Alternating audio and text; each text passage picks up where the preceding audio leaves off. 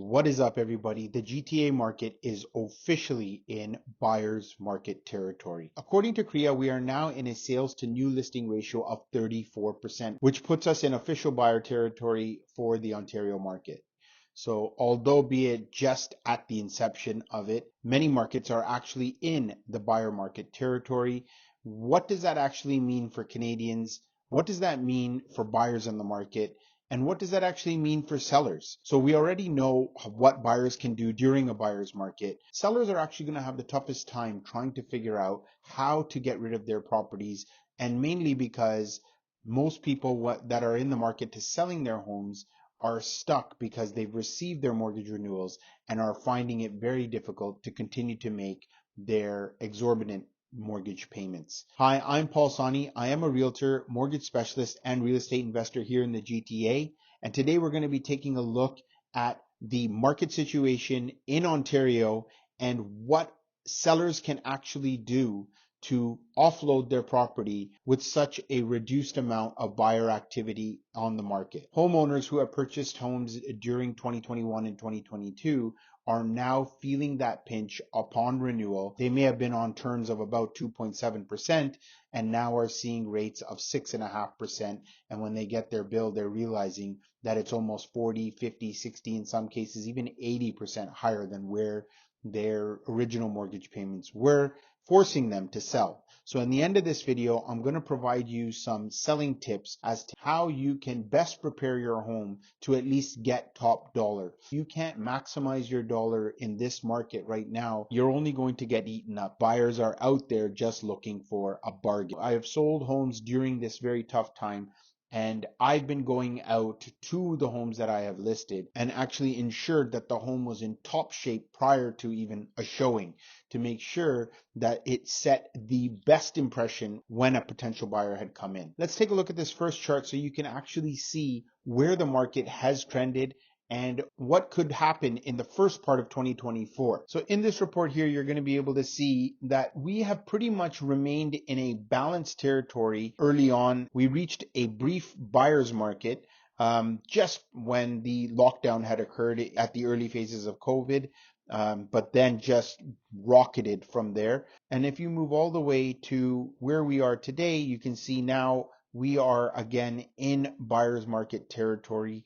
And so what does that actually mean? Those of you who don't know, a buyer's market is basically when there are more homes than there are buyers on the market. You can see in the chart there was an absorption rate. So really, when you look at that absorption rate of roughly about 25%, for every 100 listings that come up, there are only about 25% of those that will be snatched up by the market. This market could continue to get worse and worse. So the first half of 2024, we had the TD Bank come out with a report saying that they expect homes to go down on average by 10%. That is just the average. So they're expecting Vancouver and the Toronto area, or Ontario specifically, and BC markets to go down even further in prices. I get a lot of comments from people that talk about our prices are already overinflated, but I think at the same time, we also are facing a massive supply issue. I don't feel that we'll be able to exacerbate the actual housing shortage by 2030.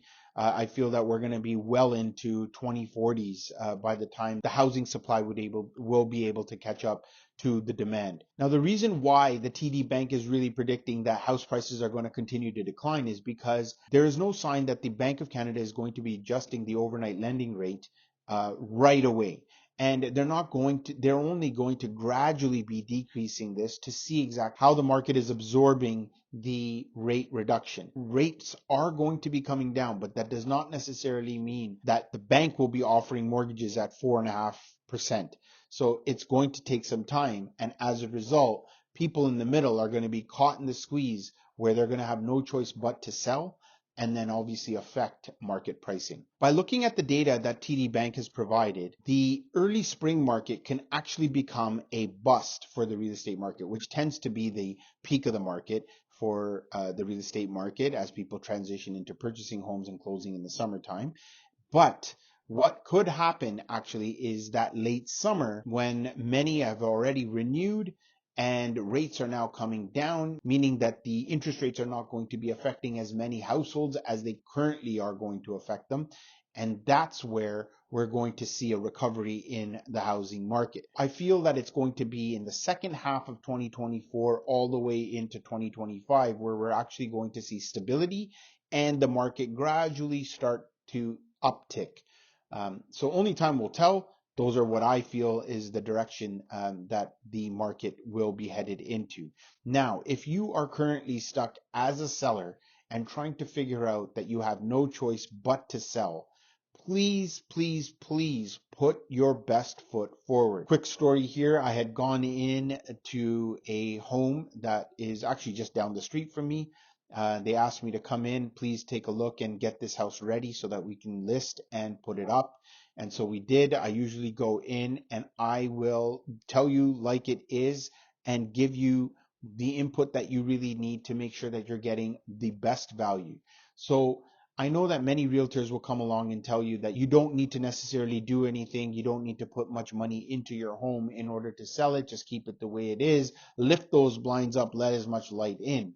But really, you do need to take care of certain things. You do not want to give an excuse for a buyer who already is looking for a bargain to help his position. You need things to help your position. So if you have a well-maintained home, or if you have aspects of the home that are added bonuses, make sure to have those stand out. What are the major things that you can actually look at to make sure that you are getting the best exposure for your home, aside from what realtors are supposed to be doing to provide, to give you that value added, is first have very strong curb appeal. It doesn't mean that you need to start doing landscaping and adding extra things there, but what you do need to do is maybe have a planter. If it's fall, like when we're in the fall season, having some mums up there, or if it's during the summer seasons, then you need to make sure you have planters with some petunias, add some color there.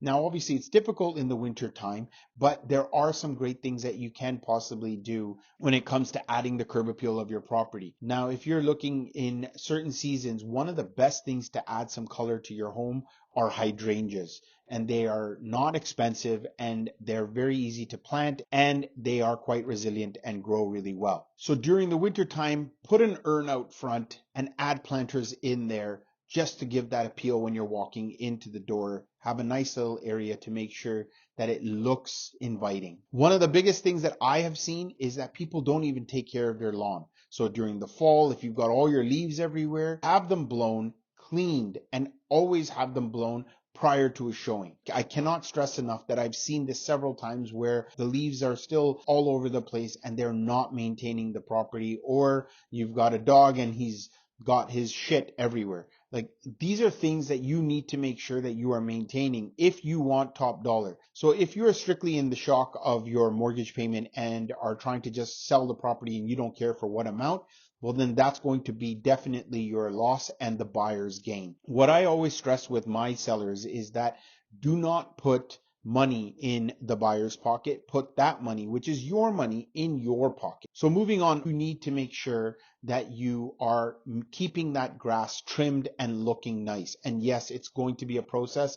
Selling a home is not really that easy. It's not just about putting a sign out front and thinking that the house is going to sell as it is. You need to maintain that property. You need to give it the best curb appeal as possible. The other thing is making sure that you've got good lighting. So if you've got pot lights, make sure they're all working. If you've got bulbs in your light fixtures that are out, change them. Put the correct lighting in. Make that place light up as much as possible. Realtors are able to provide you with input as to how it's going to attract the buyer as much as possible. Now, one of the other things, especially during this market, is having a home inspection done. The best part about it is that you as a seller do not need to be caught off guard as to certain repairs that need to be done, because buyers are putting all these conditions in their offers, and one of them is going to be a home inspection. So what I recommend is you get a home inspection done, so the buyer does not need to actually add a home inspection into their clause. The seller can actually hand that over to the buyer. This home was already pre-inspected and here is the report. Now, some people might think, oh no, this must be your own inspector.